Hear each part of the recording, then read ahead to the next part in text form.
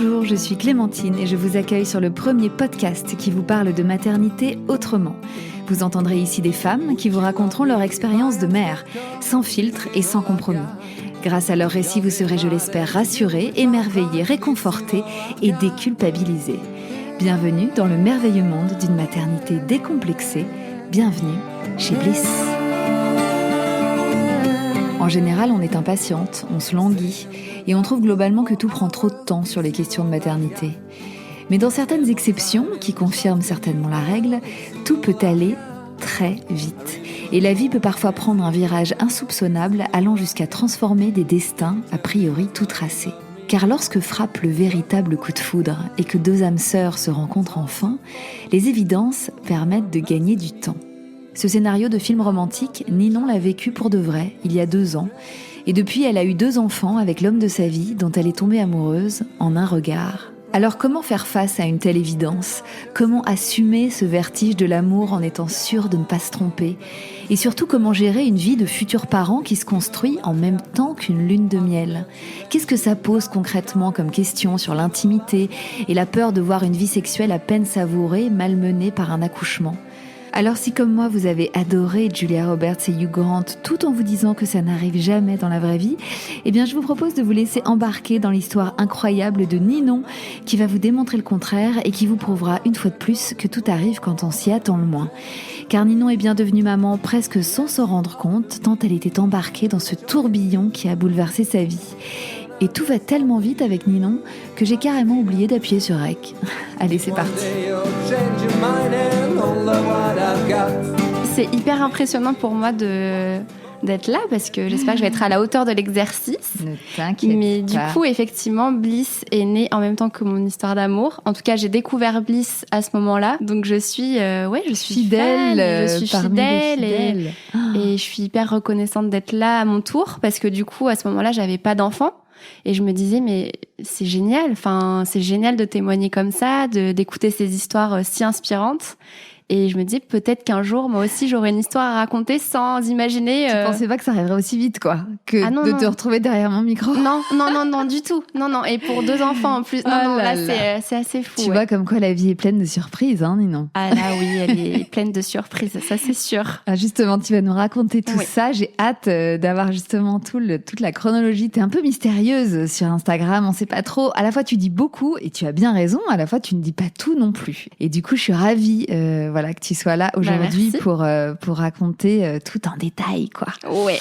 Alors déjà, je vais te demander de te présenter, s'il te plaît, de me donner ton nom, ton prénom, ton âge, d'où tu viens, ce que tu fais dans la vie et de qui est composée ta famille.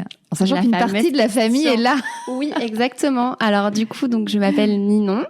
J'ai 28 ans et demi, bientôt 29. Alors moi, je viens normalement de Clermont-Ferrand.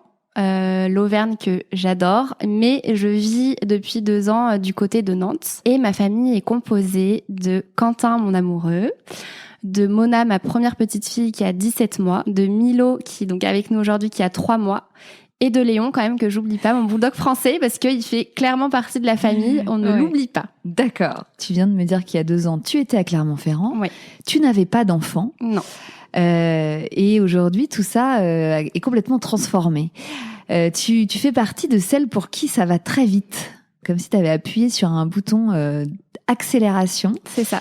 Alors, tu vas nous raconter tout ça chronologiquement. Déjà, c'était qui la Ninon d'il y a 2 ans, enfin avant cette année 2018 qui a été vraiment charnière? Ouais. Alors la Ninon d'avant, c'était une Ninon qui pensait être heureuse, qui était heureuse dans sa vie, habitant à Clermont, propriétaire d'un appartement, en couple depuis presque 10 ans. Ah ouais, 10 ans. Voilà. Okay. Toi, t'es née à Clermont-Ferrand, oui. T'as toujours grandi là-bas. Exactement. D'accord. Ouais. J'ai une petite phase, tu vois, adolescence où j'aimais pas du tout Clermont, je trouvais ça nul, je voulais m'en aller, je voulais vivre la vie parisienne.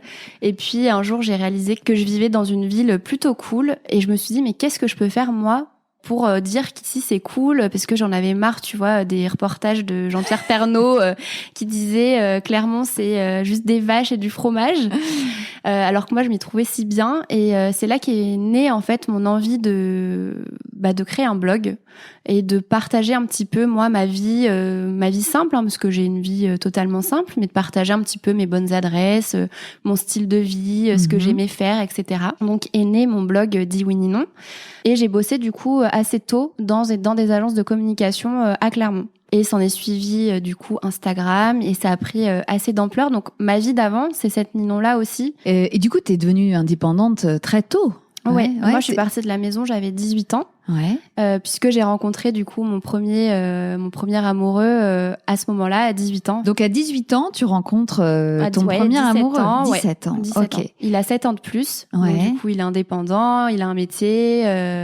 Oui, donc très vite, vous avez une vie de petit couple installé, quoi. Et d'adulte, quoi. Vraiment, j'ai tout de suite été adulte et je me suis assez peu retrouvée finalement avec les gens de mon âge. Et donc, vous êtes restés 10 ans ensemble, c'est ça? 9 ans, 9 pour ans. être précise. Et pendant ces 9 ans, vous avez parlé d'enfants? Alors, j'ai toujours voulu des enfants. Ouais. Aussi loin que je me souvienne, j'ai toujours joué au bébé, au poupon. J'ai toujours aimé materner. Ma grand-mère a eu ma mère à 15 ans. Donc, je trouvais ça génial, moi, d'avoir des enfants jeunes. Enfin, je me disais, de continuer la lignée comme mais ça. Moi, je me disais, je me disais pas à 16 ans, je vais avoir un enfant. Mais moi, mon goal, c'était à 25 ans, j'ai déjà 2 enfants, quoi. D'accord. Ouais. Bon, est arrivé. T'étais motivée. Voilà. Mais finalement, les 25 ans sont arrivés et je me suis dit, mais non, en fait, je suis pas...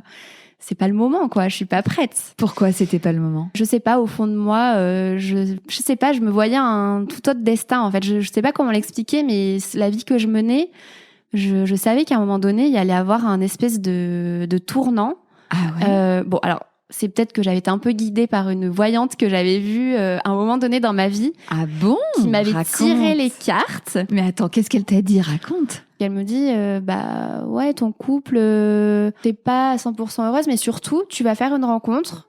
Et c'est comme ça, ça sera le destin, tu vas partir, tu pourras pas faire autrement. Elle était comme ça, très formelle. Ah oui, je lui dis, mais, c'est sûr, comment? Elle me dit, ah non, mais là, c'est une rencontre, c'est vraiment la carte, c'est la carte la plus forte du jeu du tarot. Elle m'a dit, ça, c'est vraiment la carte du destin, tu pourras vraiment pas aller à l'encontre de ça. Une rencontre qui va changer ta vie. Ouais. Et du coup, c'est toujours resté un peu dans ma tête. Bon, et alors les années passent? Les années passent et se ressemblent dans ma vie de couple finalement. J'ai 25 ans, j'ai toujours pas mes 2 enfants. Et un jour, attention, parce que là, c'est vraiment digne d'un film d'Hollywood. Un jour, la rencontre en mode coup de foudre avec un homme que je n'aurais normalement jamais dû rencontrer. Alors, comment on fait une rencontre comme ça, Ninon? Il faut que tu m'en dises plus, là. Écoute, le contexte. Quelle heure était-il? Quel temps faisait-il? Comment étais-tu habillée? Je vais tout te dire. Du coup, par l'intermédiaire de mon blog, j'ai été invitée en fait à faire une croisière. Et donc, en plus, ça se passe sur un paquebot? Non, ça se passe sur un paquebot. Mon Dieu, d'accord. Attention, on est sur le téléfilm d'M6 à 14h. Oui, c'est ça. Donc, je propose à ce moment-là à une copine, parce que j'avais le droit d'amener un +1. Sauf que moi, je me voyais y aller entre copines, tu vois. Pour le coup, je me voyais pas forcément y aller en couple. Mais pour toi, c'était pas possible de toute façon. Donc du coup nous voilà embarqués sur cet immense navire, donc voilà, entre copines, donc vraiment cool de se dire on passe 3 jours et puis vraiment on arrivait sur le navire et puis on avait accès à tout, on avait c'était 3 jours de rêve, quoi. Et puis le soir on se dit on va faire une petite soirée, donc on décide d'aller prendre un verre et puis nous voilà sur la piste de danse, on s'amuse et là je croise le regard d'un garçon et là je suis sciée en deux. Mais genre vraiment, je suis bloquée sur la piste et je débloque pas en fait. Le vrai coup de foudre qui vraiment te paralyse? Ouais, vraiment le vrai coup de foudre. Et tu vois, rien que d'en parler, j'aurais envie de pleurer parce que j'ai trop... c'est une chance inouïe de connaître cette sensation et je souhaite ça vraiment à tout le monde. Je l'ai vu, je savais. Je me suis dit, c'est lui. Vraiment, c'est lui. C'est incroyable. Et donc lui, il dansait sur la piste aussi? Non, il dansait pas. Il était à côté, tu vois, il regardait ce qui se passait. Et puis, il finit par voir que il y a une fille qui est en train de bloquer sur lui. Donc nos regards se croisent. Et je vois qu'il arrive. Et je commence à trembloter. Je me dis, oh là là, oh là là, oh là là. Tu vois, je savais que là, je basculais dans une autre vie, quoi. Donc c'était assez vertigineux. Et il vient me voir et là, il me sort la phrase je suis désolée, mais je suis timide et j'ai une copine. Improbable. Est-ce que tu penses à la prédiction de la voyante? J'y pense le lendemain. Ouais. Parce qu'à ce moment-là, je me raisonne assez vite parce que je suis quand même quelqu'un avec des valeurs assez fortes quand même. Et je suis avec quelqu'un à ce moment-là qui est génial et à qui j'ai pas de reproches à faire. Et du coup, je me dis, attends, tu peux pas basculer comme ça. Et je lui dis, écoute, moi, je vais me coucher. Je dis, on est sur le plus gros paquebot du monde. Il y a 4000 personnes. Si on doit se revoir, on se reverra. Ça sera le destin. Mais sinon, on en reste là. Parce que je sentais que vraiment, du coup, j'essaie vraiment de pas m'accrocher à ce truc, quoi. Je me dis, c'est pas bien. Et je m'endors. Le lendemain, on se réveille. On fait notre petite journée entre copines. Je vais boire un verre dans un autre bar. Et là, je vois qu'il est là. Là, je vois qu'il commence à s'approcher vers moi. Et il nous dit, moi, ce soir, on va à tel endroit. Est-ce que ça vous dit de vous joindre à nous? Ça serait cool. Et il s'en va. Et donc là, je dis à ma copine, ok, en fait, je suis amoureuse. Enfin, ce mec, c'est l'homme de ma vie. Mais vraiment, je me dis ça dans ma tête. Ça t'est tombé dessus comme ça, quoi. Là, ça m'est tombé dessus, un truc de fou. Je me dis, fonce, et puis au pire, voilà, tu verras, quoi. Ça va révéler d'autres choses aussi dans ton couple actuel. Voilà. Et là, s'ensuit une soirée où on parle, vraiment, là, de nos familles, de nos vies, de nos parcours. Et là, c'est l'évidence, quoi. Vraiment, je sens qu'il se passe ce qui se passe, quoi. Tu sens que c'est réciproque? Ah oui, totalement. Ah ouais. Donc on s'éclipse et puis il me dit je t'amène voir un endroit insolite. Donc, je me dis tiens. Et du coup il m'amène sur une piste d'athlétisme. Il y avait une piste d'athlétisme sur le navire qui faisait tout le tour. Donc vraiment la piste. Mais c'est gigantesque une piste d'athlétisme. C'est gigantesque. Je ne suis pas sportive, je déteste courir. Je me dis qu'est-ce qui vient me faire ici? Ça ne va pas du tout. Et en fait là il me dit le premier arrivé à la ligne d'arrivée. Embrasse l'autre, je crois un truc comme ça. Donc trop mignon, vraiment. En plus, il est romantique, il est trop mignon. Je me dis, mais je suis dans un film, vraiment. Et à ce moment-là, j'oublie ma vie sur Terre et je décide vraiment de vivre ces moments-là sans vraiment penser à ma vie, en fait, malheureusement. La vie sur mer est pas mal, en fait. La vie sur mer, là, il y a plus de règles, il y a plus rien. Donc je vis le truc, vraiment. Après, moi, je suis comme ça, j'ai tendance à vraiment... je m'agrippe un peu aux signes. Je me dis si ça arrive, c'est que ça doit arriver. Ça a toujours été un peu ça ma vie, donc je vis le truc à fond. Donc je cours, non sans mal. Et puis voilà, on arrive à la ligne d'arrivée et puis là on s'embrasse. Et là là c'est le feu, le tourbillon. Enfin tout se passe en moi et là je me dis, ça confirme en fait tout ça quoi. C'est vraiment des sensations. C'est au-delà de c'est des sensations physiques, quoi. C'est un truc de fou. Et je me dis, ok, là, je suis dans la mouise. Donc, ce garçon que tu avais rencontré la veille, à qui tu avais parlé 2 fois, ouais. Tu sens que ça va être effectivement la rencontre qui va changer ta vie. Et à ce moment-là, je repense à ce tirage de cartes et je me dis, est-ce que c'est lui? Est-ce que c'est ça? Parce que ça m'est jamais arrivé avant. On s'est beaucoup parlé. On a passé la nuit ensemble. D'accord. Donc, vous arrivez sur la terre ferme le lendemain. Exactement. On doit prendre le taxi direction l'aéroport. Donc, on a pris nos billets d'avion, etc. Et je sais pas ce qui me prend. Je mets un pied dans le taxi. Et là, je me dis, mais non, je peux pas le quitter, ce mec, en fait. Je peux pas rentrer. Et là, je me sens une espèce de force. J'avais vraiment une vie tellement lisse. Mais là, je me sens, que j'avais l'impression d'être dans un film, que je pouvais tout faire. Que tout était possible, quoi. Donc là, j'envoie un message à Quentin. Et je lui dis, écoute, je prends pas mon avion. Je décale mes billets à demain. Est-ce qu'on peut se voir ce soir?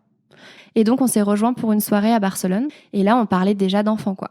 Ah ouais? Ouais, là, on se projetait énormément. Et il me dit, écoute, moi, je rentre et je quitte ma copine. Moi, je sais pas si je peux faire ça, en fait. Je me sentais pas capable. Et lui, il me dit, mais moi, c'est pas possible, en fait. Je peux pas rentrer et il me dit, au moins, notre rencontre aura permis d'arrêter cette relation qui me rendait pas heureux, finalement.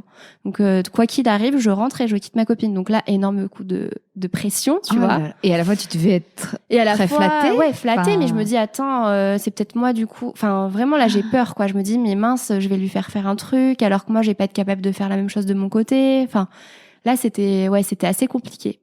Donc, à un moment donné, je dois rentrer, hein, forcément. Donc, on se quitte, tu vois, sur le pas de l'hôtel à 5h du mat. Et moi, je prends mon avion à 8h, quoi. Donc, vraiment, nuit blanche. Et là, le retour en avion. Avec le casque, les musiques qui font pleurer. Tu sais, le truc horrible. Oh, je me dis, mais mon Dieu, mais qu'est-ce que je fais? Là, je suis dans un tournant de ma vie. Qu'est-ce que je fais? Et vu que je suis quelqu'un quand même d'assez... je suis entière, tu vois, je me voyais pas rentrer et faire ma petite vie comme si de rien n'était et puis ciao quoi. Donc je rentre. À ce moment-là, il m'appelle moi quand j'arrive à l'aéroport et il me dit punaise, faudra que tu regardes, les toilettes sont bouchées. Ok. Ah oui, tu as vite été rattrapée. Été rattrapée par ma réalité et là je me dis ok, donc là je viens de passer 3 jours de folie. Et ah oui, c'est sûr qu'il y a plus glamour en termes d'accueil. Il y a plus glam. Donc du coup, je rentre et je rebondis un peu là-dessus, je fais un peu la tête, je dors dans le canapé. Je me voyais pas du tout avoir de contact à ce moment-là physique avec lui, ne serait-ce que pour lui. Enfin, tu vois, je me sentais pas. Ouais. Et donc ensuite arrive le moment où vraiment je tiens plus et je lui dis bah écoute, c'est fini quoi. J'en peux plus, c'est fini. Vraiment, c'est fini, on arrête tout, stop. Sachant qu'il y avait déjà eu des crises un petit peu comme ça. Mais là, c'est fini, il le sait. Je lui ai toujours dit, écoute, c'est comme un élastique, tu tends, et par contre, moi, dès que ça sera cassé, on pourra plus revenir en arrière. Et il savait que ça nous pendait au nez, et c'est arrivé. D'accord. Est-ce que entre-temps, tu es en contact avec Quentin ? Bien sûr, on s'écrit. Par texto. On essaie de s'appeler comme on peut. Il se passe très peu de temps entre la croisière. C'était, je rentre, on est le 28 mars. Et je quitte l'autre personne. On est le 4 avril. Donc tu vois, il se passe très peu de jours, vraiment même pas une semaine.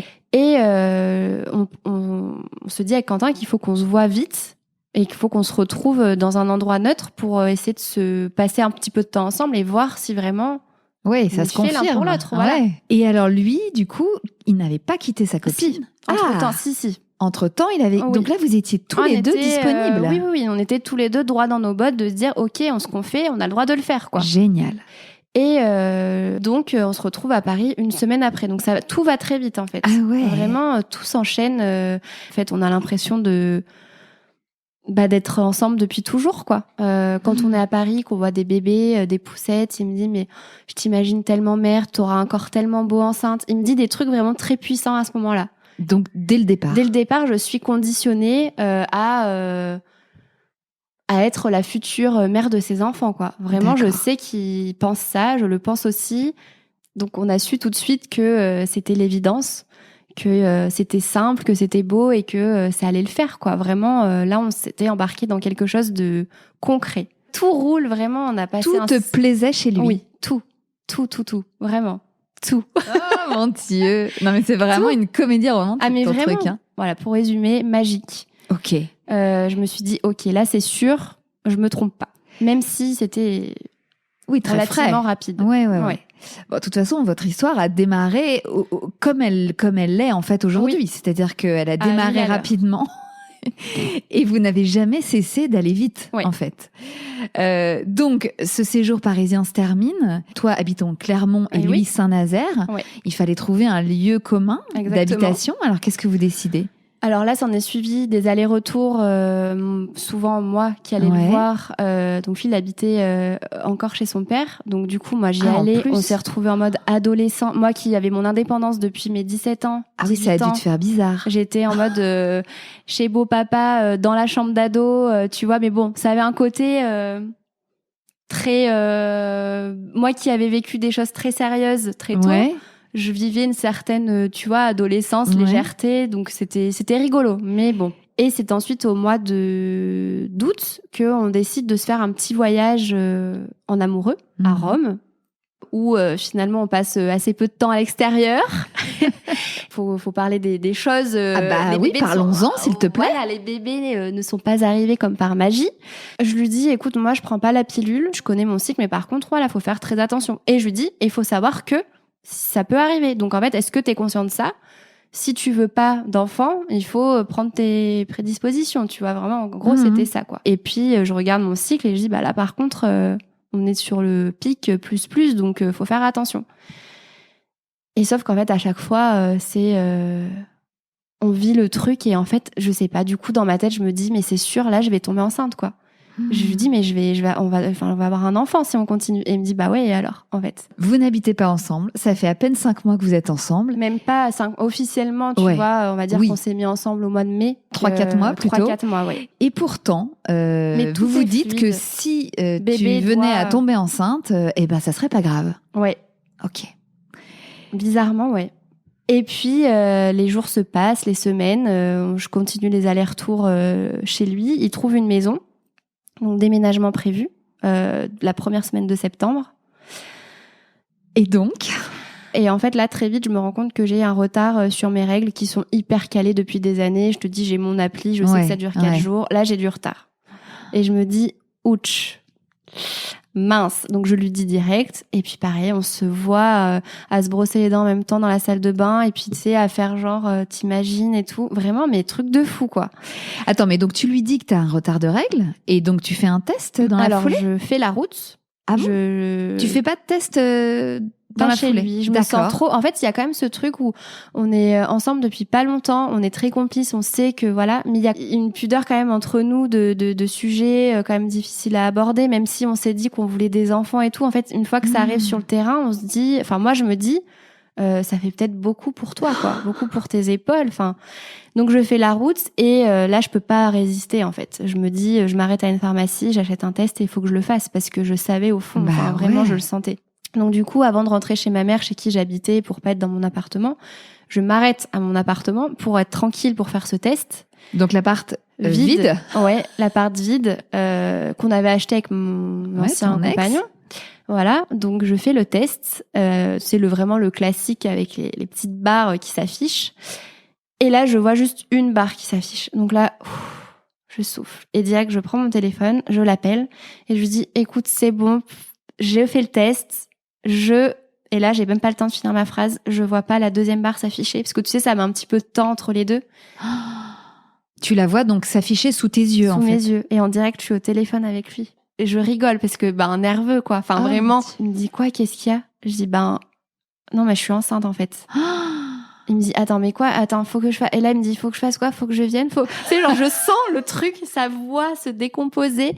Je sens que là, il est pas bien du tout.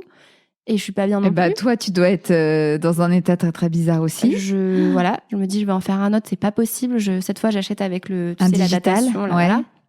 Et je me dis, j'attends le lendemain pour le faire au cas où, par miracle, ça ne soit pas ça. Et effectivement, je le fais le lendemain et là, bim, rebelote et ça me met 2-3 semaines. Donc, ça correspond à notre séjour romantique à Rome, quoi. C'est ça. La Dolce Vita. Ah bah voilà. Voilà. Ah bah on veut vivre la Dolce Vita. Voilà. On prend des risques. Et 2-3 semaines après. Exactement. Voilà ce qui arrive. Tout à fait. Ok. Donc tu le rappelles pour confirmer. Je rappelle, se passe une nuit où je suis partagée entre ok, c'était mon plus grand rêve d'être enceinte et ok, non, c'est pas possible, je peux pas être enceinte d'un mec que je connais que depuis 4 mois. Ça faisait beaucoup de nouveautés d'un coup, quoi. Là, je me suis dit, est-ce que j'ai les épaules pour vivre ça? Donc, t'as eu des vrais moments de flip, de larmes, de ah oui. Qu'est-ce que je fais, quoi? Ouais. J'ai tout de suite eu peur, en fait. C'était tout de suite, les larmes, l'angoisse, parce que moi, j'ai pris le risque, je savais ce qui allait arriver. Donc, en gros, fallait que j'assume. Mais quand ça t'arrive, finalement, toutes tes idées un peu préconçues sont bouleversées et du coup, tu ne sais plus quoi faire. Et c'est surtout que Quentin, quand il a réalisé cette nouvelle, là, il a peur. Il me dit, mais attends, est-ce que c'est pas trop tôt dans notre relation? On va pas profiter. En fait, il me fait la liste un petit peu de toutes les choses qui changent quand on a un enfant. Et là, moi, je sens que ce bébé, je le veux. Enfin, je sens que tout se libère en moi, en fait. Enfin, je sais que je peux accueillir ce bébé à ce moment-là, en fait. Et que c'est arrivé parce que je l'avais décidé, quoi. Et du coup, moi, je bascule dans l'argumentaire. Il faut qu'on garde cet enfant. Ah ouais. Parce que il faut un peu le convaincre. À ce moment-là, il faut le convaincre. Ouais. Et puis on est loin. Là, je suis pas à côté de lui. C'est-à-dire que là, il y a 600 km qui nous séparent. On est que au téléphone. Donc moi, j'envisageais pas d'annoncer ça comme ça. Enfin, dans mes rêves, tu vois, c'était pas ça, quoi. Bien sûr. Donc, j'ose même pas en parler. Je sais pas à qui en parler. Donc, je suis vraiment seule face à mon truc. Et du coup, je lui dis, mais écoute, tes peurs, c'est des peurs qu'on aura dans 1 an, 2 ans, parce que c'est des choses très concrètes qui finalement ne changent pas avec les années, quoi. Et puis, moi, je suis assez, pas sanguine, mais tu vois, je commence à lui dire, bah écoute, si c'est comme ça, dans ce cas, je prends rendez-vous demain et puis on n'en parle plus. Tu vois, j'ai besoin de le pousser dans ses retranchements pour que lui, un peu, me raisonne et me dise, mais non, enfin, finalement, tu vois, j'ai besoin de ça à ce moment-là. Et c'est ce qu'il fait. Heureusement. Parce que du coup, il revient vite en arrière et me dit, mais en fait, t'as raison. Il me dit, en fait, c'est un cadeau. Enfin, c'est notre histoire. C'est comme ça, tout va vite, c'est une évidence. Tu continues d'être portée par cette évidence, en fait, du premier jour. Ouais. Tu vas de certitude en certitude, en fait. Ouais, totalement. Donc, tu finis par le convaincre. Ouais, c'est assez fragile, mais en fait, il doit venir me rejoindre 1 semaine plus tard pour qu'on finisse ce fameux déménagement. Et tu ne sens pas une baisse de motivation de sa part pour le déménagement ou non? Non, pas du tout. Il me dit ça, il te rassure là-dessus. Il me dit quoi qu'il arrive, D'accord. je suis là. Quoi qu'il arrive, on passe notre vie ensemble, quoi. Il me dit voilà, faut juste qu'on se retrouve, qu'on se voit et que on en parle. Donc, tu déménages. Donc, il arrive Ouais. à Clermont pour m'aider à déménager et tout de suite, il se projette. En fait, il me dit j'avais juste besoin de te voir. J'avais juste besoin qu'on soit l'un avec l'autre. En fait, ça va être ça, notre vie, quoi. Oui, on fonce. Ça y est, c'est ça. J'attendais ça avec impatience et à la fois, ça me fait trop peur. Je me dis, mais c'est concret. C'est vertigineux. C'est vertigineux. Là, j'ai toute ma vie dans le camion. On part dans une ville que je ne connais pas. On va dans une maison que je n'ai jamais visitée. J'avais juste vu en photo. Je suis enceinte. Et là, on arrive devant la maison que j'avais jamais vue. Non, mais un truc mais insensé, quoi. L'agent immobilier nous attend pour nous donner les clés et qu'on fasse l'état des lieux. Genre, c'est bam, bam, bam. Enfin, pas le temps de respirer. Lui, il s'était même pas installé avant toi, non, quoi. non, du tout. Non. C'était vraiment, je te dis, timé. Ok. Pendant que tu défaisais tes cartons, ton ventre s'arrondissait. Comment s'est passé ce début de grossesse? Est-ce que tu as demandé le sexe de cet enfant? Oui. Ouais. Alors, la date de l'échographie à laquelle on pouvait savoir le sexe tombait la veille de mon anniversaire. Ouais. Donc, j'avais dit à Quentin, tu demandes à la gynéco qu'elle te dise seulement à toi le sexe et toi, tu me le révéleras. Ah. Moi, je te dis que je suis enceinte et toi, tu me dis après si c'est un garçon ou une fille. Et moi, insupportable, dès qu'on était dans la voiture, retour de la maison, je dis non mais en fait je veux savoir tout de suite. Je ne peux pas attendre. Ah bah tu m'étonnes. Il dit mais attends, j'ai acheté des ballons, machin, j'ai fait le truc bien. Je dis non mais je veux savoir. Ah oui, lui il voulait faire le gender reveal à l'américaine. À l'américaine. Ouais. Mais moi je pouvais pas. J'étais trop surexcitée. Je voulais savoir et il me l'a dit sous les coups de la menace. Tu vois, au bout d'une demi-heure, il m'a dit bon bah t'es sûre, je te le dis. Je dis bah oui, je veux savoir quoi. Donc, et alors c'est une fille. Bah là l'émotion, j'étais trop heureuse quoi. Ouais.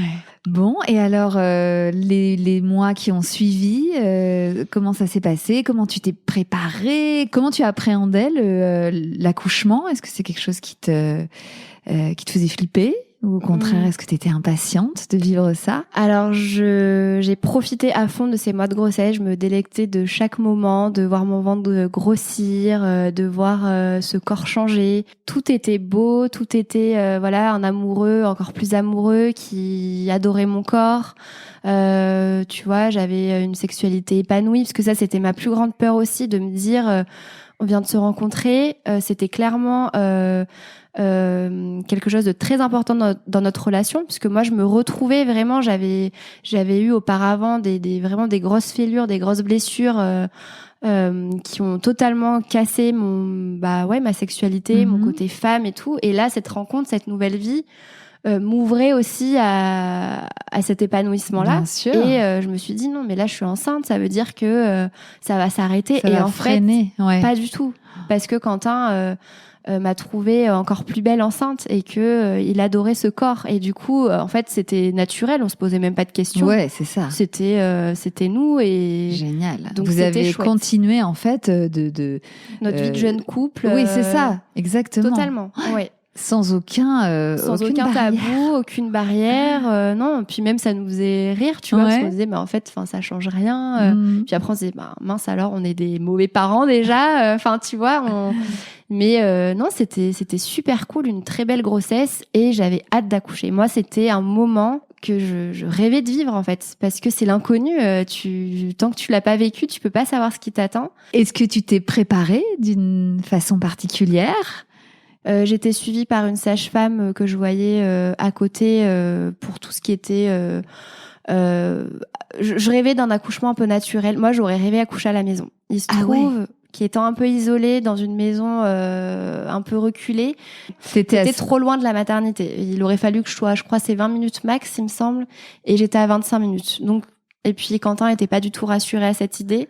Ouais. Mais tu vois, c'était mon idée vraiment d'accoucher naturellement. Ouais, je voulais. Ça me fascinait, vraiment, ça me fascinait. Mais j'ai dû faire le deuil de ça, mais bon, c'était pas très grave. Ça s'est fait quand même. Ouais. Donc un suivi classique, quand même avec une sage-femme portée quand même sur tout ce qui était plutôt naturel. Donc j'ai bien aimé cet accompagnement-là. Ouais. Vous avez fait des cours de préparation avec Quentin. Comment il s'est préparé, lui, à ce rôle de père ? Est-ce qu'il était impliqué, curieux ? Ouais. Milo fait des vocalises. Il était très impliqué. Enfin, vraiment, on a fait un peu d'autonomie. Et puis, lui, il avait hâte aussi de vivre le moment de l'accouchement, quoi. Donc, très préparé aussi. Mais simplement, tu vois, ni trop, ni pas assez. Ouais.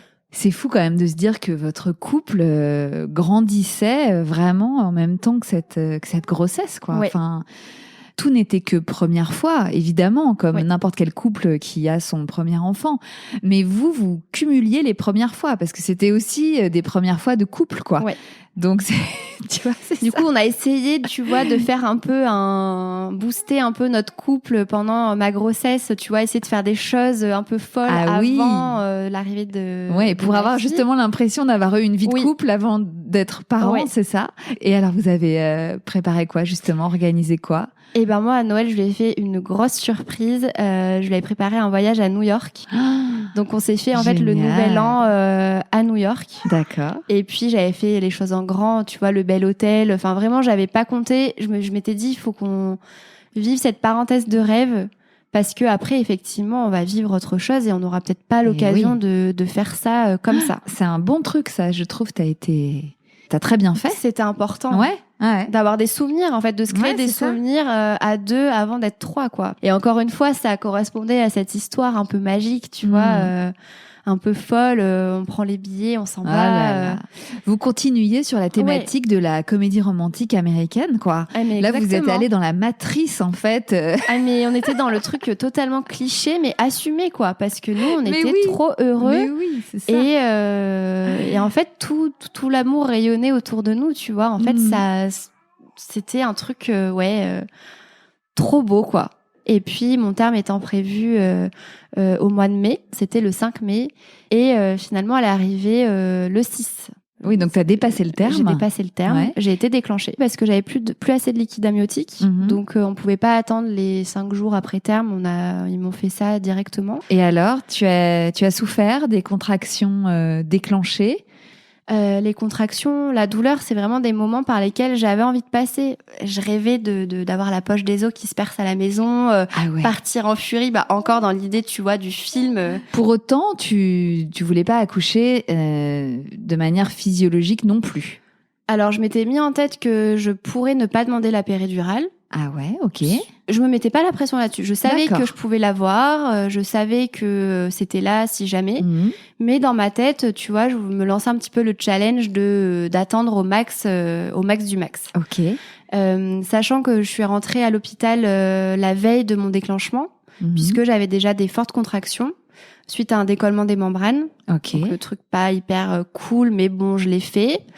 Ouais, qui peut quand même accélérer le mouvement, hein. Ouais. Vu que t'étais en dépassement de terme. Et puis, bon, on avait tout essayé, hein, la méthode à l'italienne, tout. On s'était jamais trop arrêté, en fait. Donc, voilà. C'était un peu. Vous avez continué, quoi. On a continué, on s'est dit, allez, la dernière avant d'être 3, quoi. C'est ça. Votre libido n'a pas du tout souffert. Pas du tout. Même des derniers mois. Non. Mais tant mieux. C'était ma grande peur Par contre, c'était l'après-accouchement, de me dire, est-ce que on va pouvoir garder cette sexualité épanouie? Moi, c'était vraiment ma plus grande peur. C'était pas d'être maman, c'était pas de pas savoir m'occuper de mon bébé ou quoi. C'était vraiment mon couple. Eh oui. Vraiment mon couple. Je pensais qu'à ça. L'enjeu, il était là, quoi. L'enjeu était là de réussir à la faire sortir sans trop de dégâts, tu vois. Je me disais, mais vraiment, il faut que j'arrive à me retrouver après, quoi. C'était ma plus grande peur. Et ma seconde plus grande peur, c'était au moment de l'accouchement, soyons clairs, c'était de faire caca. Eh oui. J'avais peur, je me disais, mais je ne suis pas prête avec mon mec, on n'est pas ensemble depuis longtemps, je veux rester, tu vois, je veux rester, même si j'ai pas de tabou avec ça. Ouais. Enfin, tu vois, t'as pas envie d'avoir cette image-là avec ton chéri. Ouais. Donc là, encore moins Et alors, tôt dans la relation. Tu lui en avais parlé? Ah bah oui, mais moi je lui ai dit direct. J'ai dit non mais moi j'ai trop peur de faire caca, quoi. Et alors, il t'a dit quoi? Bah lui, ça le faisait rire. Il me dit bah écoute, c'est comme ça. Enfin pareil, très ouvert là-dessus. Enfin cette peur-là le faisait rire parce qu'il me disait bah si c'est que ça, tu vois, à la limite c'est pas très grave, quoi. Oui, la gêne, elle venait surtout de toi, j'ai l'impression, hein, parce que lui, j'ai l'impression qu'il acceptait tout avec beaucoup de simplicité, en fait, et beaucoup d'amour. Toi, tu t'es mis. Moi, je me mettais la pression. Je te dis, c'était ma peur, ma peur principale. C'était pas d'avoir mal, c'était ça. D'accord. Et je me suis rendu compte que c'était quand même une peur que partageaient beaucoup de mamans. Chacune ses craintes, mais effectivement, c'est très récurrent, d'avoir peur de faire caca sur la table d'accouchement. On se pose toute la question, je pense, de toute façon. On n'ose pas trop en parler, mais... Donc du coup, on passe la nuit à l'hôpital et là, une nuit horrible, pleine de contractions, vraiment très difficile. Et on peut pas commencer en fait le travail puisque mon col est pas assez ouvert. Qu'ils ont prévu en gros, bon, je pense que tu vois, ils avaient prévu le déclenchement le lendemain, donc mon cas n'était pas une urgence, donc ils m'ont fait des piqûres de morphine quand même parce que c'était vraiment chaud. Ah ouais.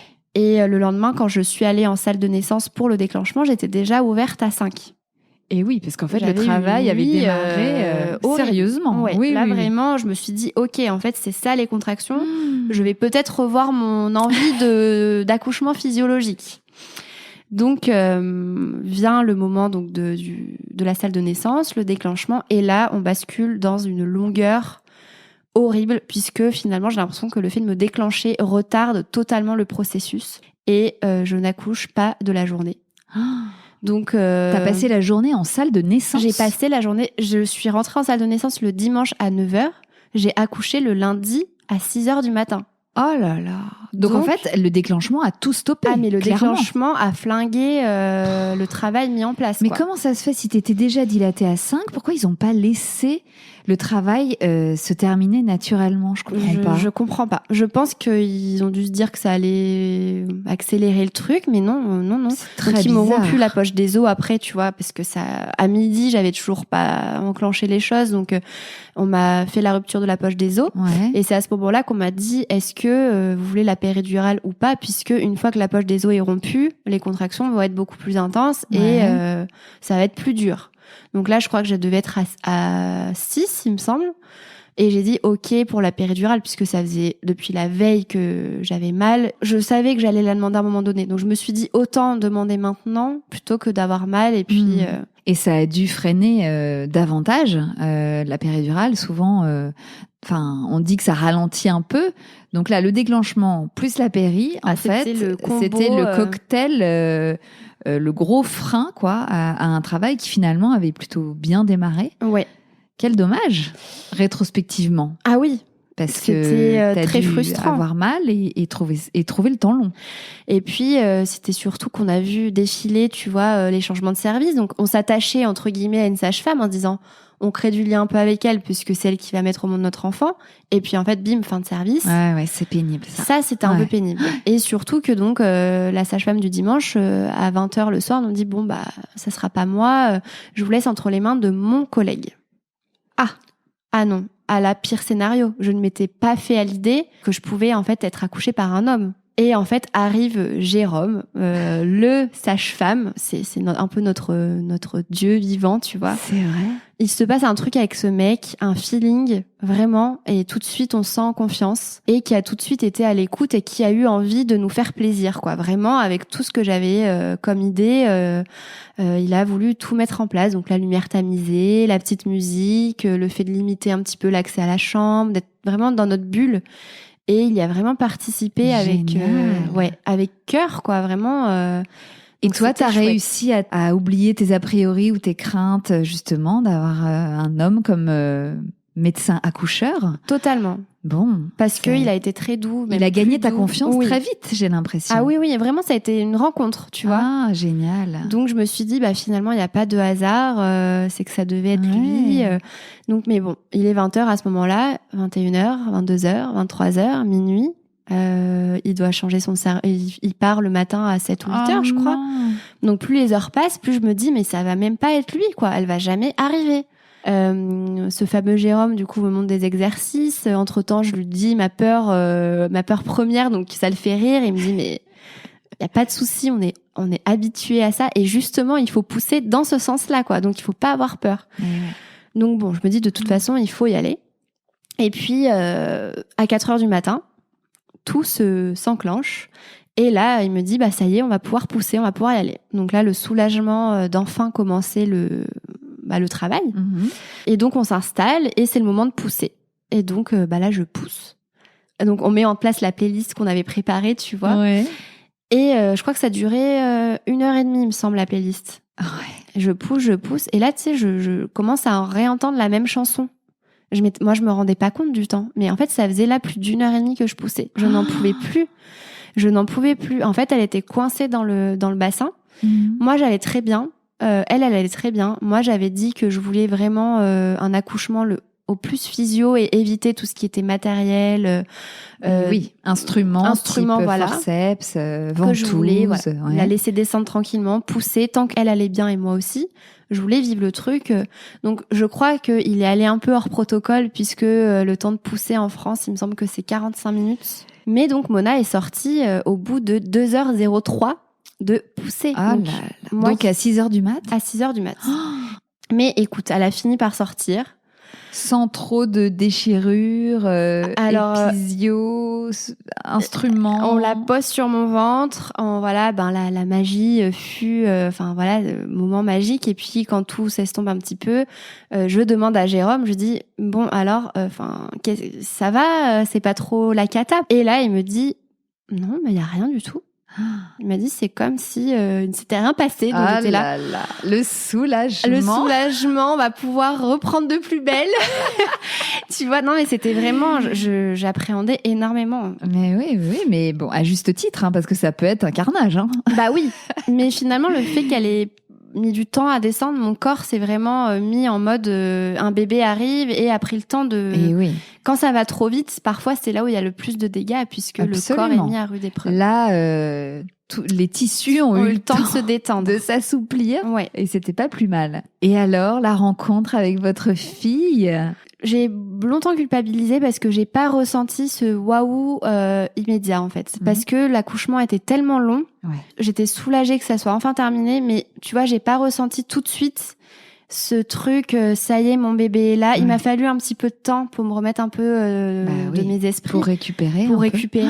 Et alors, ça t'a fait quoi, toi, de voir Quentin avec votre fille dans les bras, là? C'est cet homme que t'avais rencontré moins d'1 an auparavant. C'est ce qui m'a, je pense, le plus procuré d'émotions parce que pour moi, c'était ça la vraie victoire, d'avoir réussi à trouver le père pour ma fille, en fait. Et alors, vos premiers pas de jeunes parents, là, après, quand vous êtes rentrés chez vous, ce petit nid que vous aviez aménagé, cette nouvelle vie, comment ça s'est passé? Très bien. Ouais. Parce que moi, j'ai tout de suite été à fond dans mon rôle de maman. Ouais. Tu vois, j'étais très renseignée, à fond dans tout ce qui était, tu vois, maternage, portage, enfin très confiante, très sûre de moi. Donc tout de suite, Quentin, en fait, il a suivi, il était aussi confiant. Ouais. Et ça a été très naturel, quoi. Vraiment, tout s'est très bien passé. Et pourtant, nous faisons partie des parents qui ont eu des nuits très compliquées, très longtemps. Ouais. Mona n'a pas dormi. Mona a fait a fait notre nuit. J'aime pas dire fait ses nuits. A fait nos nuits à l'âge de 1 an. Mon Dieu. Ouais. Un an sans dormir. C'est ça. D'accord. Donc, Enfin, avec des nuits très hachées. oui. Il y avait un réveil ou deux dans la nuit. Tu l'allaitais ? Non.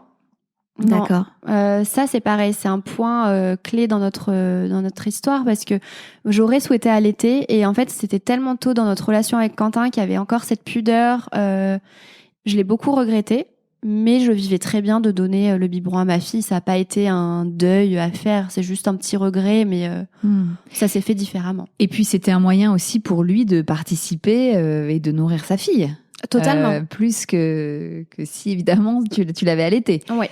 Donc, peut-être aussi, ça participait à votre construction aussi à trois, pour lui, en tout cas. Sachant qu'au début, quand même, je te dis, ça s'est très bien passé, mais j'avais un rapport avec ma fille qui était très fusionnel. Ah oui. Côté surprotection, genre ne touchez pas à mon bébé, quoi. Eh oui. Même Quentin, j'arrivais pas à lui laisser. Je lui laissais, j'étais en pleurs, quoi. Ah ouais. Ouais.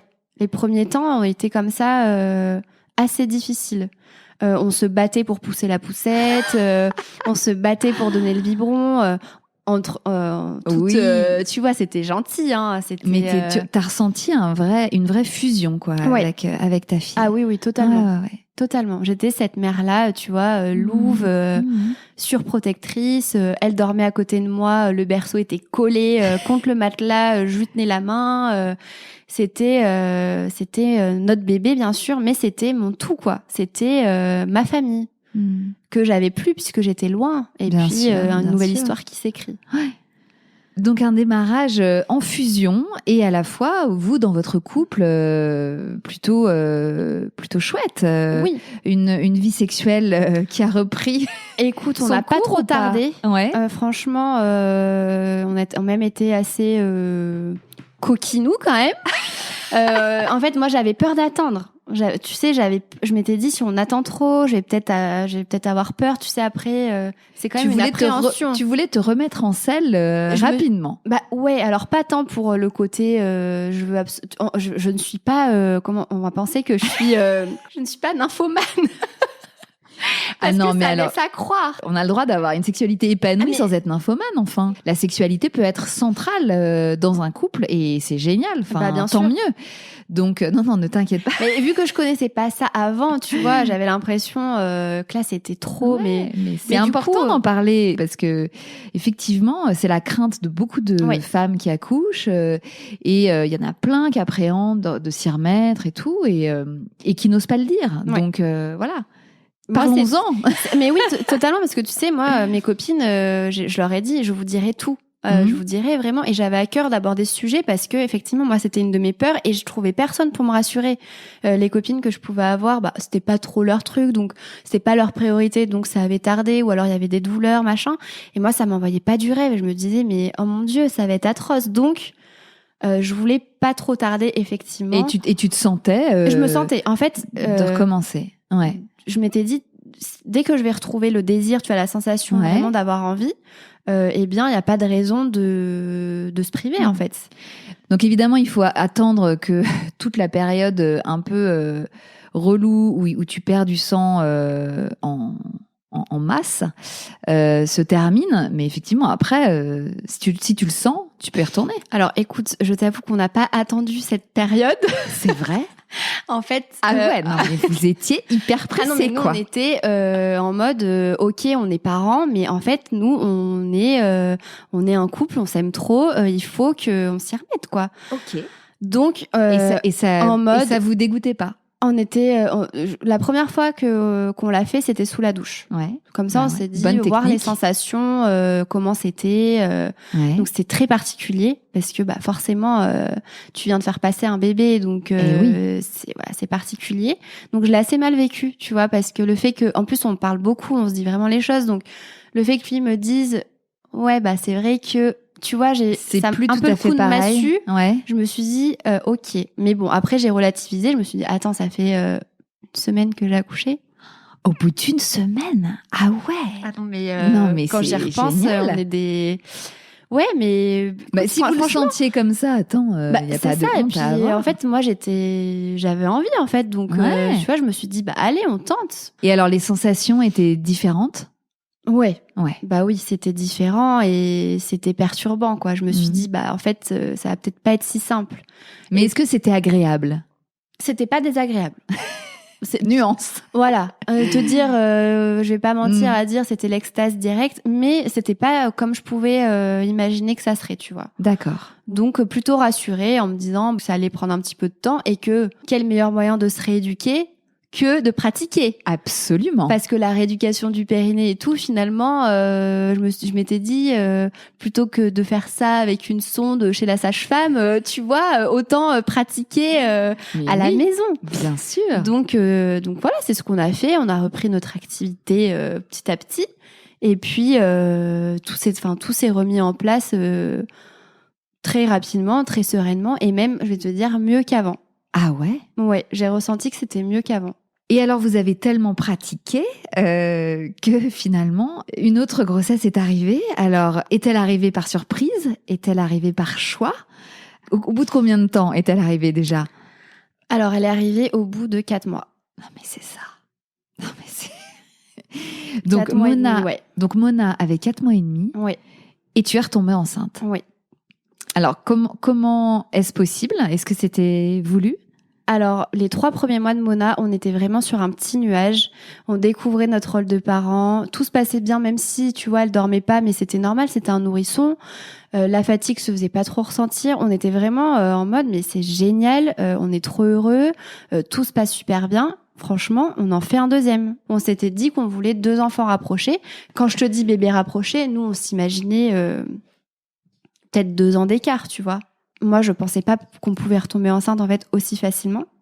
J'avais mon ordonnance pour aller me faire poser un stérilet. J'avais le stérilet, j'avais le rendez-vous. Ah oui, donc tu étais loin d'enclencher une deuxième grossesse tout de suite. Ah ben, vraiment loin. Oui, c'était pas un souhait. On savait qu'on voulait 2 enfants parce qu'on s'épanouissait dans l'idée. Voilà, mais pas si tôt. Pas si tôt. Et en fait, là arrive un retard de règles encore. Et je dois partir à Clermont. Donc même scénario que pour Mona. Donc je pars à Clermont avec ce retard de règles. Je le dis quand même à Quentin, je dis j'ai pas mes règles, mais bon, vu que tu vois, j'avais accouché il y a pas si longtemps. Oui. Je stresse pas, mais au fond, franchement, je sens que c'est ça, quoi. Je sens que c'est ça, et je vois le même scénario se reproduire, c'est-à-dire obligée d'aller à Clermont. Je vais être toute seule là-bas, enfin tout pareil. Tout pareil. Donc j'arrive à Clermont, j'arrive chez ma mère, et puis je suis pas dedans, tu vois, je suis de mauvaise humeur, je me sens très très irritable, très sensible, et je me dis oulala, bizarre. Plus les jours passent, plus concrètement je sais que c'est ça, et plus j'ai peur de faire un test, parce que il faut savoir que là, à ce moment-là, je vais à Clermont pour essayer de me reposer un peu, parce que Mona ne dort pas, ça devient de plus en plus compliqué à gérer, parce que je suis en train de faire pas un burn-out, mais c'est dur, quoi. Ouais, t'étais épuisée. Ouais, j'étais épuisée. Oui, donc l'annonce d'une nouvelle grossesse, c'était vraiment pas ce que t'attendais. Ah non, quoi. non, là, c'était pas du tout le bon timing. Pas du tout. D'accord. Donc, un matin, là, je peux plus attendre. Je vais acheter mon test de grossesse. J'arrive, je le fais. En plus, le truc hyper anxiogène. Ma mère qui m'attend devant les toilettes parce que je lui dis, tu vois, 2 jours avant, tiens, j'ai pas mes règles, c'est pour ça que je suis de mauvaise humeur, j'ai peur, etc. Donc, ma mère, aussi gentille soit-elle, mais tu vois, le truc oppressant à souhait oui. de la savoir derrière la porte. Je fais le test, positif. Mon Dieu. Et là, mon monde s'écroule. Enfin, vraiment, là, je suis sans dessus dessous. Là, je pleure toutes les larmes de mon corps. Là, cette fois-ci, je me dis, je vais pas pouvoir. Cette fois-ci, c'est pas l'évidence du tout parce que je viens de passer encore des nuits à devoir bercer Mona pendant des heures. T'étais vraiment dans le dur, quoi. Ah, j'étais dans la phase où tu te dis pourquoi j'ai fait un enfant, clairement. Tu te dis, en fait, j'étais mieux avant, quoi. Et là, bim, à nouveau enceinte. À nouveau enceinte. Et alors, comment tu l'annonces à Quentin ? Je m'étais dit, pour une deuxième grossesse, je pourrais peut-être avoir une annonce un peu plus sympa. Eh ben non. Raté. Tout pareil. Donc là, au téléphone. Au téléphone, je l'appelle et je lui dis, je suis enceinte. Par message même. Juste par message. Parce que là, je suis au fond du seau. T'es incapable de lui parler, d'accord. Oh et donc là, cette fois-ci, c'est lui qui prend le lead un peu sur la situation et lui, en gros, il me dit, moi, je veux un deuxième enfant. Donc, pour lui, je comprends que c'est une bonne nouvelle, bien que folle. Donc un peu, tu vois, la situation inverse que pour la première grossesse, cette fois-ci, c'est lui qui me fait un peu la liste de tous les avantages. De tous les avantages. Et alors, est-ce qu'il arrive à te convaincre ? Il a beau avoir envie de 2 enfants. À la maison, c'est moi qui gère. Enfin, tu vois, il fait sa journée de boulot, il rentre, il prend pas vraiment à tout. C'est un papa très investi. Mais la charge mentale, concrètement, voilà, on a beau avoir l'égalité homme-femme, il a beau vouloir faire tout pareil que moi. Voilà, le cerveau en ébullition, il est plutôt de mon côté. La bande passante non-stop, c'est toi qui l'as. Est-ce que vous envisagez une IVG ? Alors moi, je me pose la question. Alors déjà, donc je dis ça à ma mère aussi. Donc ma mère qui me dit tout de suite, oh là là, ça fait tôt. Donc tu sais, t'as pas envie d'entendre ça. Et puis à la fois, bon, en même temps, elle est choquée aussi. Et puis on en parle très vite. Et puis elle me dit, mais tu vas y arriver. Mais tu sais que t'es forte. Regarde tout ce que t'as fait. Donc tu vois, elle me raisonne un peu. Et puis elle sait que moi, j'envisage pas l'IVG encore une fois, mais je me dis là, c'est peut-être quand même trop, quoi. Donc, quelques jours se passent de discussions avec Quentin, des messages, tu vois, des déclarations d'amour, des mots. Enfin, voilà, il a vraiment, encore une fois, su trouver les mots et le réconfort dont j'avais besoin. Et je lui dis, écoute, de toute façon, je rentre après-demain, on en parle quand je rentre. Mais dans ma tête, c'est le tsunami. Donc là, qu'est-ce que je fais sur le retour ? Je cherche. Est-ce qu'il y a un podcast de Bliss de bébés rapprochés ? Il faut. Là, à ce moment-là, vraiment, j'ai besoin, tu vois, de me rassurer avec des femmes qui auraient peut-être vécu la même chose. Et alors, t'as trouvé ou pas ? Là, en gros, j'ai contacté une fille sur Insta qui a eu aussi, elle, 2 enfants très rapprochés. Et je me dis, j'ai besoin de me rassurer. Donc, je lui écris.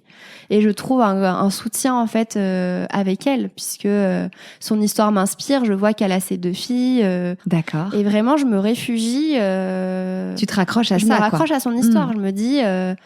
elle l'a fait, ça a l'air de bien se passer, donc c'est possible. Parce que moi, vraiment, je connaissais pas cette configuration. Je me suis dit... Oui, qui est très spéciale. Hein, parce que avoir 2 enfants en 1 an, c'est quand même un concept. T'as pas le temps de te remettre. Ah bah non. T'as pas le temps. Et même au niveau des hormones, que ça soit au niveau physique, mais même au niveau de tes émotions. Enfin... Est-ce qu'on peut même dire que c'est peut-être plus difficile que d'avoir des jumeaux ? Alors... Moi, j'ai envie de dire que c'est plus difficile que d'avoir des jumeaux, bien que je ne sache pas ce qu'est d'avoir des jumeaux.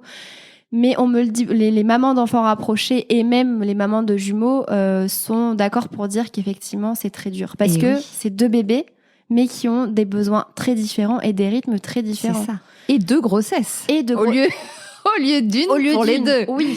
Bah oui, c'est ça. Parce qu'enchaîner 2 grossesses, pour le corps, c'est vraiment, vraiment sportif. Et aussi, j'avais très peur de ne pas réussir à aimer un 2e enfant. Parce que je me suis dit, Mona, c'est encore un bébé. Bah ouais. Puis la culpabilité d'avoir l'impression de faire un enfant dans le dos à Mona, tu sais. Oui, de pas prendre le temps de profiter d'elle. Ouais. Donc beaucoup de choses. Surtout si t'étais en fusion totale avec elle. Ah oui. C'est vrai que là, de fait, ça allait te défusionner. Eh bah, totalement. Donc beaucoup de peur. Et puis, quand je suis rentrée à la maison, pareil, on en a discuté. Et encore une fois, on s'est dit, c'est comme ça, c'est le destin et c'est notre histoire, encore une fois. Votre histoire en avance rapide. En avance rapide. Le tourbillon de la vie, quoi. Ouais. Qui vous emporte et à la fois dans lequel vous arrivez quand même à garder une stabilité malgré tout. On a très vite conscience que c'est une chance d'avoir 2 bébés. Enfin, on sait à quel point ça peut être difficile d'avoir des enfants et nous, on se rend compte à quel point c'est facile pour nous. Ouais. Donc, on chérit ça aussi. On se dit pas, oh là là, enfin, c'est des bébés surprises, mais c'est des cadeaux. C'est en aucun cas, et ça, je veux vraiment pas entendre ça un jour, c'est pas un accident. Parce qu'un accident, ça arrive quand tu fais très attention et que un bébé se niche. Et là, oui, c'est compliqué parce que tu l'avais pas envisagé. Là, nous, on a toujours été ouverts à ça. On savait quels risques on prenait. Vous n'avez jamais pris des mesures drastiques pour éviter ça. Bah non. Ouais. Donc, c'est pas des accidents, c'est des surprises. Ah mais c'est totalement. Et puis j'ai envie de dire. même quand tu souhaites au plus profond de toi un enfant, ça reste malgré tout une surprise. C'est la nature qui choisit. Bien sûr. Donc quand vous vous retrouvez, Quentin arrondit les angles. Toi, t'arrives à t'apaiser un peu et à voir finalement cette nouvelle grossesse comme un vrai nouveau projet de vie. Là, ça devient concret. Ça devient concret et on se lance à corps perdu dans cette deuxième aventure. Physiquement, t'étais pas trop crevée par cette grossesse? T'as pas eu des mots, tu vois, les mots du début là, qui auraient pu rajouter une couche à ta fatigue? Mis à part la fatigue, honnêtement, j'ai pas à me plaindre. Ouais. Oui, mais comme t'étais déjà épuisée par ta fille, finalement, du coup, ça s'est annulé. Ça s'est annulé et non, ça s'est cumulé. Et du coup, ça a créé beaucoup de tensions au niveau du couple et tout, forcément, parce que la fatigue, c'est le pire ennemi qui soit. Très compliqué. Ne m'en parle pas. Voilà. Ouais. Et alors là, le terme était prévu pour quand? Le terme était prévu pour le 2 juillet. Donc, nous avons vécu une partie de ma grossesse confinée. Et oui. Quentin, qui était à la maison, qui s'est vraiment rendu compte de ce qu'était la vie de... je me considère pas, comme maman au foyer parce que j'ai mon boulot aussi.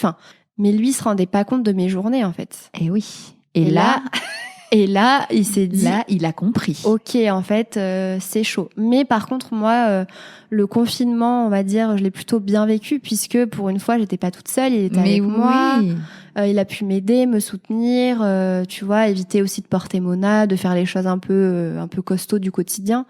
Donc, c'était plutôt chouette d'être accompagnée à ce moment-là. Ouais. Mais ça a créé, et puis avec les hormones et tout, laisse tomber. J'avais pas eu le temps de redescendre des hormones. Là, c'était, je sais pas s'il y a une différence entre un garçon et une fille au niveau des grossesses. Mona, j'étais, idyllique. Genre la femme parfaite, tu sais. C'était des hormones vraiment qui t'ont boosté de manière positive. Ah oui. Alors que pour Milo, c'était plutôt l'inverse. Ah non, mais c'était atroce. J'étais une folle furieuse. Aïe. Le moindre truc me mettait en feu. Et alors le truc, c'est que Quentin est très calme et que tu sais, des fois, t'as ce truc où tu veux pousser à bout jusqu'à ce que ça pète pour te décharger et que lui fait tout l'inverse, il reste calme. Ah, et donc ça t'énervait encore plus. Ah, mais c'était horrible. Ah ouais, classique. Voilà, c'est un gentil de toute façon. Il a supporté tes mouvements d'humeur. Ouais. Il me disait, mais c'est légitime. Enfin, il me dit, c'est dur ce que tu vis. Enfin, tu vois, il me comprenait vraiment, il me portait à bout de bras. Donc, il a été parfait. Encore une fois, ça a prouvé que je me trompais pas et qu'on était fait pour vivre ça. Vraiment, ouais. Donc, la grossesse s'est bien passée jusqu'au bout. Et alors, t'as dépassé le terme à nouveau ou pas? Eh bien, Milo est arrivé le jour J. Il est arrivé le jour du terme. Le 2 juillet? Le 2 juillet. Et alors, est-ce que ça a été aussi long que pour Mona? Alors, je suis rentrée à la maternité la veille, donc le 1er juillet. En plus, avec toutes les mesures Covid, j'étais toute seule les premières heures. Et puis, Quentin a pu venir une fois que j'étais en salle de naissance. Parce que t'es rentrée la veille parce que quoi, t'avais des contractions? Ouais, c'était les contractions où tu sais que ça rigole plus, que t'es rentrée dans le game. Et on m'a dit, on m'a ausculté et on m'a dit, ok, on vous amène en salle de naissance, c'est pour maintenant, quoi. Donc moi, j'étais assez surprise. J'ai dit, mais vous êtes sûre? C'est vrai? Enfin, trop contente parce que j'avais tellement peur d'être déclenchée que là, je me suis dit, enfin, je vais pouvoir vivre un truc un peu plus rapide et naturel, entre guillemets. Ouais. J'avais hâte de le rencontrer puisque cette grossesse a été compliquée pour lui aussi parce que j'avais des mauvaises émotions, des mauvaises ondes et je culpabilisais énormément. Je me disais, mais il va penser que je l'aime pas. Il va penser que je le veux pas, alors que c'était tout l'inverse. Mais l'ambivalence, encore une fois, de la maternité, de la grossesse. Et oui. Et alors, Milo est arrivé à quelle heure? Alors, Milo est arrivé le lendemain matin à 7h. Ah oui. Donc, encore toute une nuit dans la salle de naissance. Ouais. Oh. Et alors, est-ce qu'il a fallu pousser à nouveau pendant 2 heures? T'avais poussé, hein, c'est ça? Et là, non. Du coup, elle me dit, ça y est, on pousse. Et là, je pousse et direct, elle me dit, mais c'est génial, continuez comme ça, on voit les cheveux. Et écoute, j'ai dû pousser 3 fois et je voulais l'attraper, Milo. Je l'avais pas fait la première fois. En fait, j'avais tellement pas vécu ma grossesse en fusion comme j'avais pu l'avoir avec Mona que je voulais saisir tous les moments d'après pour lui montrer que j'étais là et que je voulais être les premiers bras à l'accueillir, en fait. Ouais. Et là, j'ai vécu la magie. du moment-là. Tu vois, ça me met encore les frissons. Je l'ai attrapé, je l'ai eu sur moi et là, c'était le chamboulement total. Là, il était sur moi et toutes les peurs, toutes les craintes. Là, j'ai pleuré toutes les larmes de mon corps. Quentin était à côté, il m'a dit « Lâche tout, enfin, regarde ce que t'as fait, c'est magique. Pleure, enfin, tu mérites en fait. » Et je me suis sentie tellement entourée et fière de me dire mais c'est bien ce qu'on a fait en fait. On est amoureux, on s'aime et on a fait 2 beaux bébés de l'amour en fait. Et il n'y a pas de règles. Encore une fois, il n'y a pas de règles pour faire des enfants. Je te vois encore très émue. Ouais, parce que il y a pas si longtemps. Oui, Milo a 3 mois là, donc. Bah oui. Et alors, comment se passe le retour à la maison? Tant t'as attendu? Alors, le retour à la maison se passe avec beaucoup d'émotions, beaucoup d'appréhension. C'est-à-dire que sur la route, je suis en mode tremblote de me dire Mona, elle va plus m'aimer en fait parce qu'elle va voir que j'ai un autre bébé. Du coup, elle va se sentir abandonnée. Enfin, je me mais dans un espèce d'état de culpabilité. Encore une fois. Elle a quel âge là, Mona, pour remettre vraiment tout dans le contexte? Elle a 14 mois. Elle va avoir 14 mois. Elle va avoir 14 mois. Donc, elle marche. Elle marche. Elle a marché quelques jours avant que je parte à la maternité. Un bébé de 14 mois, quoi. C'est ça. Qui apprend tout juste à marcher. Exactement. Donc, quand j'arrive à la maison et que je la vois, à ce moment-là, quand j'arrive, que je me dis, mais comment je vais faire? Là, j'ai les 2, ça y est, ils sont là. Je vais devoir m'occuper des 2 qui ont des besoins différents et j'ai que 2 bras. Donc, j'ai peur. Et puis, je m'approche d'elle, je lui fais un gros bisou. Et puis là, en fait, elle voit tout de suite que Milo est en écharpe de portage. Donc, elle voit que mon ventre, j'en ai plus. Et elle voit le bébé. Donc là, je vois dans ses yeux, tu sais, des larmes un peu au fond des yeux. Genre, je vois qu'elle réalise. Enfin, c'est vraiment un entre-deux. Tu sais, on a filmé le truc, mais c'est encore dur pour moi de regarder parce que je sens qu'elle est pas... Ah ouais. Et après, on lui explique, on va dans le canapé, elle touche son petit frère, elle lui fait un bisou. Donc ça, c'est des moments magiques. Mais je réalise que ça va être chaud. Et que ça va être beau, mais il va falloir du temps avant que ça soit beau parce que Mona, c'est encore un bébé et que le lien frère et sœur va prendre du temps avant de se tisser. Donc ça, c'était le 2 juillet, donc il n'y a pas si longtemps que ça. Aujourd'hui, Milo a 3 mois et demi. Oui. Encore un tout petit bébé. Oui. Quel est le bilan là de ce démarrage de vie à 4? Alors, on a eu un démarrage assez rude puisque j'ai souhaité allaiter. En me disant j'allaite et puis j'allaiterai que si c'est facile par contre. Sauf que ça n'a pas été facile du tout et je me suis quand même accrochée à cet allaitement. Mais ce qui a rajouté beaucoup d'épreuves et de difficultés pour gérer Mona aussi à la maison, puisqu'on le sait, un bébé allaité, faut être en c'est du total, non-stop. non-stop. Tu dis qu'elle a fait ses nuits à 1 an, donc ça faisait 2 mois qu'elle dormait quand Milo est né. Est-ce qu'elle a continué de bien dormir ou est-ce que ça a redéréglé un peu son sommeil? Tout s'est remis dans l'ordre au fil du temps, mais les premiers jours, Milo pleure, Mona dans la seconde, elle pleure. Et là, tu te dis... T'as dû paniquer. Ouais. Ah là, oui. Je peux pas dire j'ai vécu l'enfer, mais j'avais peur d'aller me coucher parce que j'avais peur du lendemain qui arrivait et de ce qui m'attendait. Comment je fais si Milo il veut le sein et que c'est l'heure du biberon de Mona? Comment je fais? Qui je privilégie à ce moment-là? Je savais pas ce qu'il fallait faire. Niveau allaitement, comment tu t'en es sortie? Ça a été très difficile puisqu'on a détecté très tard que Milo avait des freins restrictifs à la langue et à la lèvre, ce qui a posé beaucoup de soucis dans mon allaitement. C'est ce qui explique qu'il n'arrivait pas à téter, donc ne prenait pas de poids. Donc j'ai dû intégrer le tire-lait très rapidement dans notre projet. Ouais. Donc c'était totalement pas ce que je voulais. Moi j'avais la peur mais monstrueuse du tire-lait, c'était ma phobie. Et en fait j'y suis allée les 2 pieds dedans parce que je savais que c'est ce qu'il fallait que je fasse. Mais cette histoire de frein nous a totalement plombé les premiers mois de vie en fait de Milo. On n'a pas profité parce que c'était que des pleurs, des tensions. Et je me disais c'est de ma faute. J'étais stressée pendant ma grossesse. J'étais malheureuse pendant ma grossesse. La culpabilité. C'était horrible. Vraiment, et je m'en veux de dire ces mots parce que je suis très heureuse d'avoir 2 enfants. Oui, mais ça n'enlève pas tout l'amour que tu leur portes et le fait que tu sois une très bonne mère. C'est juste que se retrouver avec un bébé de 14 mois et un autre qui vient d'arriver, c'est comme on disait tout à l'heure, c'est pire que des jumeaux, je pense. En fait, c'est simple. Pendant quasiment 2 mois, je n'ai pas dormi. Je dormais peut-être 2 heures par nuit. Mais vraiment. Et je sais pas comment j'ai fait pour tenir. T'as craqué ? Comment tu faisais ? Enfin, concrètement, tu t'arrivais à te décharger, à pleurer, à en parler. Franchement, j'ai tapé dans les murs, j'ai cassé des trucs parce que je n'en pouvais plus, parce que j'arrivais pas à gérer, mais parce que je dormais pas, parce que tu... je comprenais pas ce qui se passait, jusqu'à ce qu'on diagnostique enfin les freins restrictifs de Milo et qui ont pris sens et qui m'ont fait comprendre toutes ces difficultés qu'on avait. Et ça m'a soulagée. Je me suis dit, ok, en fait, c'est pas moi le problème. On va gérer. Il y a une solution. Donc maintenant, ça va le faire. Donc il s'est fait opérer ? Oui. Ton petit Milo ? Ouais. Et depuis, ça va mieux. Hein ? Ouais. Depuis, ça va mieux. Ouais. Par contre, je suis en train de faire le deuil de mon allaitement puisqu'il ne se remettra pas au sein.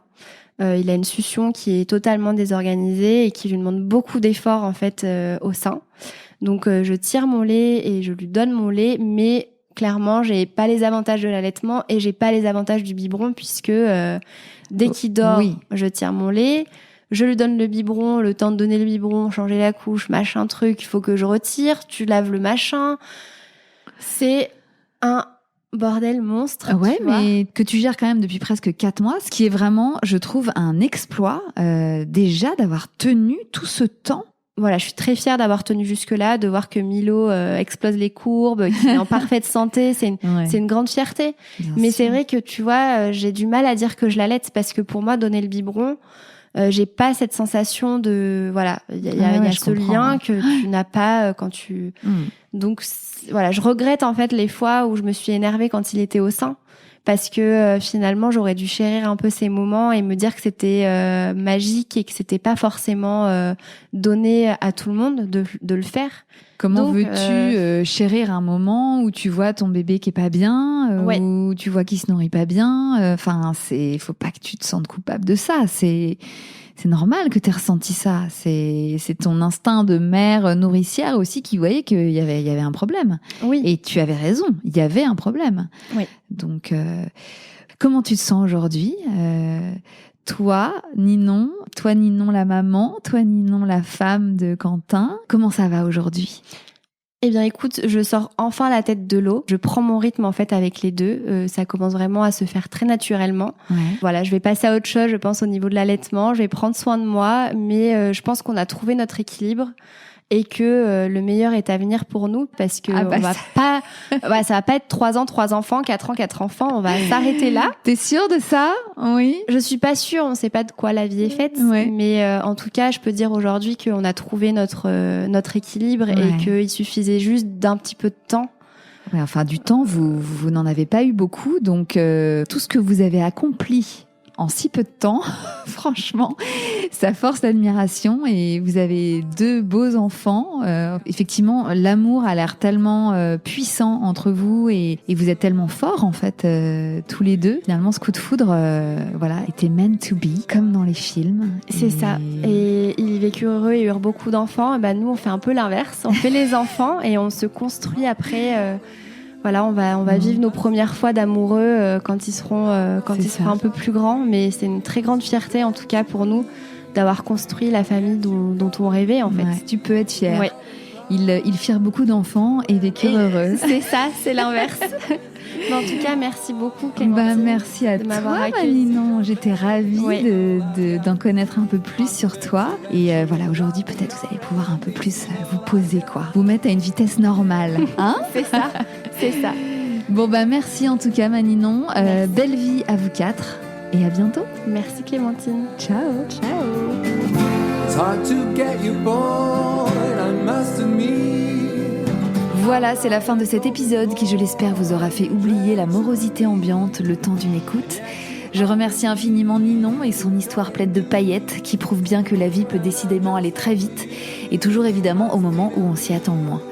Nous, on se retrouve lundi prochain pour un nouvel épisode. Je profite d'ailleurs de cette petite conclusion pour vous remercier pour vos retours suite au lancement de la chaîne YouTube de Bliss, à laquelle je vous conseille de vous abonner dans les meilleurs délais, si ce n'est déjà fait. Ce nouveau média est vraiment un chouette complément au podcast et je suis heureuse qu'il vous plaise autant. Je vous embrasse, prenez soin de vous et puis bien sûr, long live the Bliss.